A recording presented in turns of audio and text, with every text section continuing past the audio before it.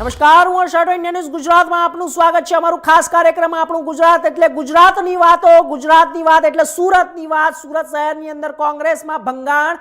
કોંગ્રેસના હોદ્દેદાર સહિત 30 લોકો આ પાર્ટીમાં જોડાયા। શહેર કોંગ્રેસ પ્રમુખના નેતૃત્વથી નારાજ કાર્યકરોએ પાર્ટીથી છેડો ફાડ્યો। કોંગ્રેસ પ્રમુખ વિપુલ ઉધનાવાડાથી કાર્યકરોમાં નારાજગી હતી। અગાઉ વિશાળ રેલીમાં કોંગ્રેસ પ્રમુખની ગેરહાજરી જોવા મળી હતી। ગેરહાજરીને કારણે કોંગ્રેસનો આંતરિક વિખવાદ સામે આવ્યો। કોંગ્રેસ પ્રમુખથી નારાજગી થઈને કાર્યકરોએ પાર્ટીનો છેડો ફાડી નાખ્યો અને આ પાર્ટીના પ્રદેશ મહામંત્રી મનોજ સોરઠિયાની આગેવાનીમાં ખેસ ધારણ કર્યો। કોંગ્રેસના પીઢ અને 30 વર્ષ જૂના કાર્યકરોએ કોંગ્રેસથી મોઢું ફેરવી લીધું। કાર્યકરોએ ગુજરાત કોંગ્રેસ પ્રદેશના નેતાઓ સામે પણ આક્ષેપો કર્યા છે।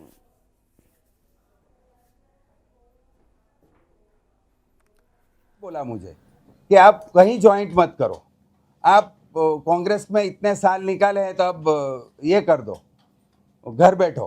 मैं घर नहीं बैठूंगा, मैं घर बैठूं ऐसा आदमी हूं नहीं।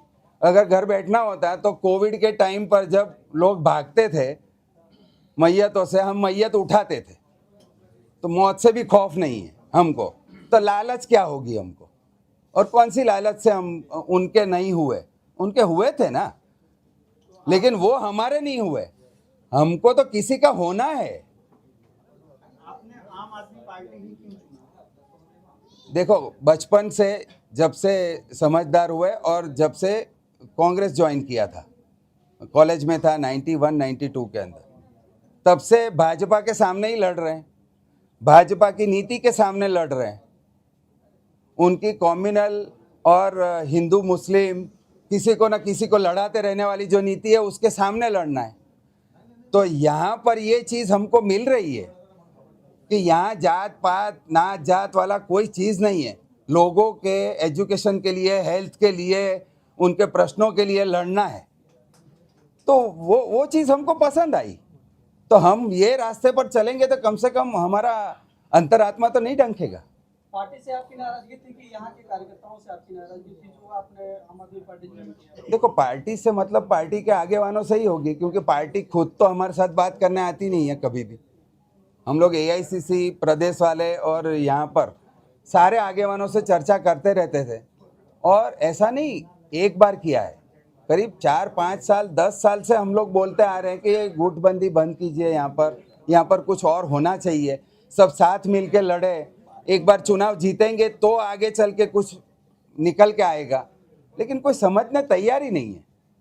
फिर थक गए हम लोग कि भाई ना यार, यहाँ पर अपनी एनर्जी वेस्ट हो रही है, अपनी एनर्जी का उपयोग कहीं और होना चाहिए। सूरत शहर અને પ્રદેશની અંદર કોંગ્રેસમાં અલગ અલગ પદો ઉપર જવાબદારી નિભાવી ચૂકેલા, સામાજિક સંસ્થાઓમાં પોતાની યોગદાન આપી ચૂકેલા જે સાથીઓ છે, ફિરોઝભાઈ મલેકથી માંડી અને તમામ સાથીઓ આજે આમ આદમી પાર્ટીમાં જોડાયા છે।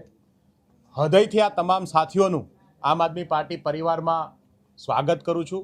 અમારી છાતી ગદગદ ફૂલે જ્યારે આવા અનુભવી સાથીઓ એક નાની એવી નવી પાર્ટી, યુવાનોની પાર્ટીની અંદર જોડાતા હોય, પોતાના અનુભવોનો નિચોડ લઈ અને જ્યારે આમ આદમી પાર્ટીને નેતૃત્વ પૂરું પાડવા આવ્યા છે, ત્યારે તમામ સાથીઓનું હૃદયથી સ્વાગત કરું છું।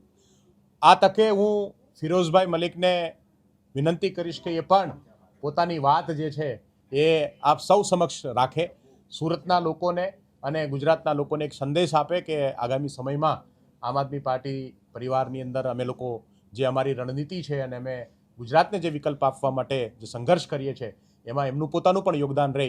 તો હું ફિરોઝભાઈને મેં વિનંતી કરીશ કે એ પણ આપ સૌને સંબોધિત કરે। ભાઈ, આજે 30થી વધારે કાર્યકર્તાઓ કે જે આમ તો બહુ મોટા આગેવાનો છે, એટલે એમની સાથે એમના પોતાના આગેવાનો પણ જે છે એ સાથે, એટલે મોટી સંખ્યામાં આમ કહી શકાય કે કરીબન 300થી વધારે લોકો આજે જે છે અલગ અલગ અનુભવની સાથે જોડાયા છે।